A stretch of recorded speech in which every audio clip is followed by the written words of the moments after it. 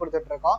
Already நம்மளுக்கு கடலூர்ல இருந்து ஒரு ஆஃபர் வந்துச்சு, அது கம்ப்ளீட் பண்ணிட்டோம். இன்னைக்கு ஈவினிங் வந்து டிஸ்பேச் பண்ணிடுவேன். நம்ம கடை சென்னை ஆவடியில இருக்கு. சரௌண்டிங்ல இருக்கவங்க நீங்க நேர்லயே வந்து வாங்கிக்கலாம்.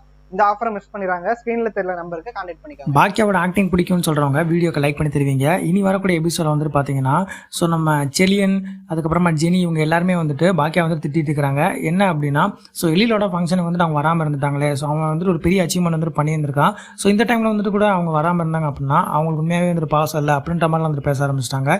ஜெனி வந்துட்டு பார்த்தீங்க அப்படின்னா செலியன் வந்து சத்தம் போடுறாங்க. அப்படிலாம் வந்துட்டு அத்தை வந்துட்டு இருக்க மாட்டாங்க அப்படின்ற மாதிரி வந்துட்டு சொல்றாங்க.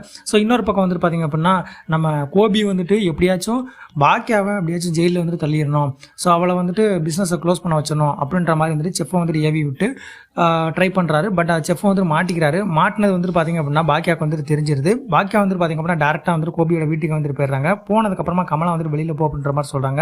அதெல்லாம் முடியாது, இதுக்கு முன்னாடி எனக்கு பிரச்சனை கொடுத்தது இவர் தான், இப்போ பிரச்சனை கொடுக்குறது இவர் தான், இதுக்கு முன்னாடி என்னோட கடைக்கு வந்துட்டு ஒரு பேண்ட் நேம் வர வச்சது வந்துட்டு இவர் தான் அப்படின்ற மாதிரி வந்துட்டு சொல்கிறாங்க.